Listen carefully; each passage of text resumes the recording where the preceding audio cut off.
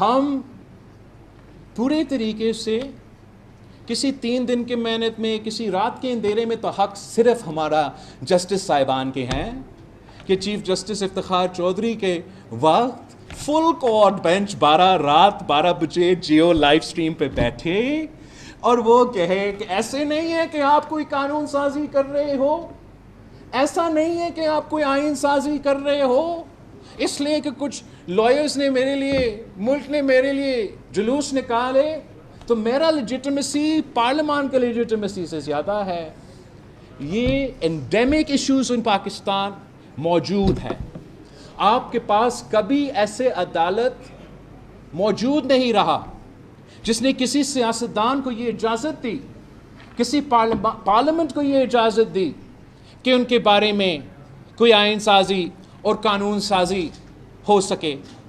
پہلی دفعہ افتخار چودھری جسٹس عیسیٰ اور منصور کے زمانے میں ہمیں یہ امید نظر آ رہا ہے، ہمیں یہ امید نظر آ رہا ہے کہ both the outgoing and the incoming Chief Justice have set this precedent that I at least have seen nowhere else except for when Sadr Zardari was President of Pakistan the first time, where he said he took over office as the strongest civilian president in the history of Pakistan.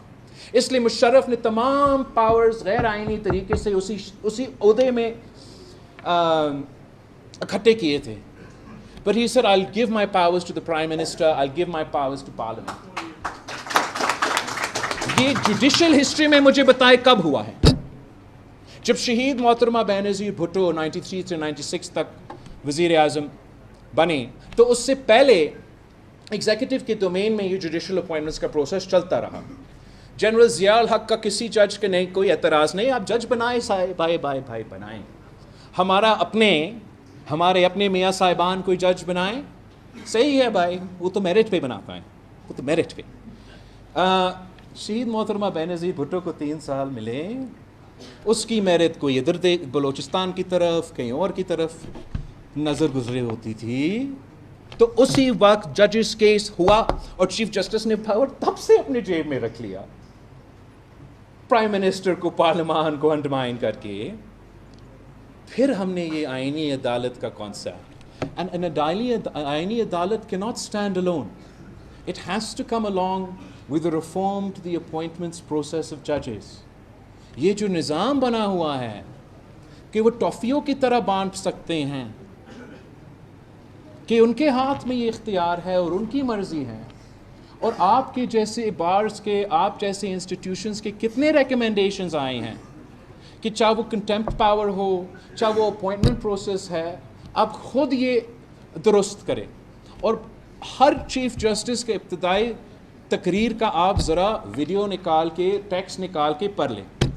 سارے کہتے ہیں کہ اپنا rules میں ہم فکر نہ کریں، کوئی ضروری نہیں ہے کہ آپ آئین سازی یا قانون سازی کریں، ہم اپنے جو رولز ہے جوڈیشری کے اس میں سے ہم یہ اپوائنٹمنٹ پروسیس بھی درست کریں گے، اس میں سے ہم یہ سو موٹو کنٹمپٹ آف کورٹ کو بھی درست کریں گے. کبھی نہیں کیا. آپ کہہ رہے ہیں کہ وہ کانسٹیٹیوشنل بینچ بنائیں گے، چلے میرا وفاق کا ایکول نمائندگی بھی آپ نے نکال دیا اس سے، کانسٹیٹیوشنل پینڈنسی آف کیسز، وہ آپ کہہ رہے اضافہ کریں ججز کا تعداد میں. اب without amending the appointment process how do you expect me to appoint any جج؟ بیکاز جوڈیشری نے یہ اپنے ہاتھ میں رکھا اور ان کا میرٹ پہ فیصلے ہوتے ہیں، اور ان کا میرٹ کا ذرا حال دیکھ لیں. سندھ ہائی کورٹ کا 13 ویکنسیز ہے، فل نہیں کر سکتے، اس لیے جج صاحبان، آنریبل جج صاحبان ایک دوسرے سے بات نہیں کرتے. Lahore high court, I forget the number, it's something ridiculous, maybe 24 vacancies ہے.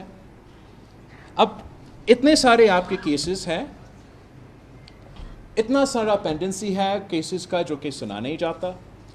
ہر چند مہینے بعد ایک ایسا سیاسی ایشو اٹھ جاتا ہے جہاں پورا وکلا کمیونٹی، پورا عدالت کا فوکس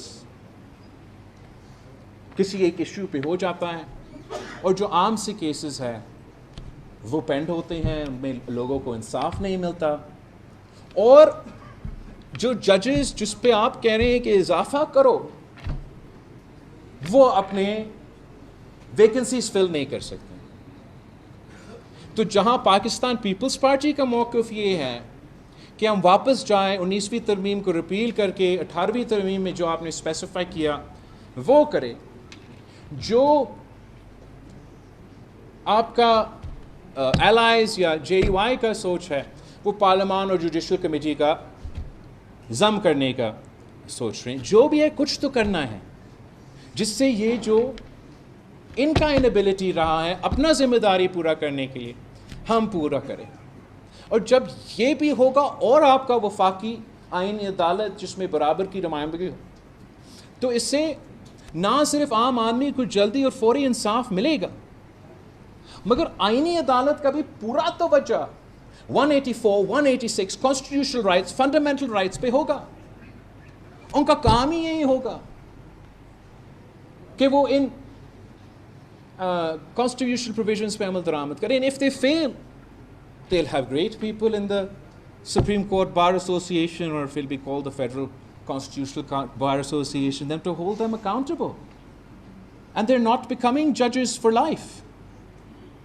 ہم تو چاہتے ہیں کہ ٹرم ہو، کوئی اور چاہتے ہیں کہ ایج ہو. میں سمجھتا ہوں کہ وہ ایج پرسن اسپیسیفک والے ایج کی تشخیص ہے، لیکن ہم ایک پورا constitutional rights based constitutional based jurisprudence develop کریں گے. میں تو سمجھتا ہوں کہ جو کمپرومائز ہم ابھی تک حکومت کے ساتھ ریچ کر چکے ہیں، جس میں صرف وفاقی عدالت ہے، وہ تو ناکافی ہے. میں چاہوں گا کہ چاروں صوبوں میں بھی صوبائی سطح پہ بھی اپنے آئینی عدالت بنے.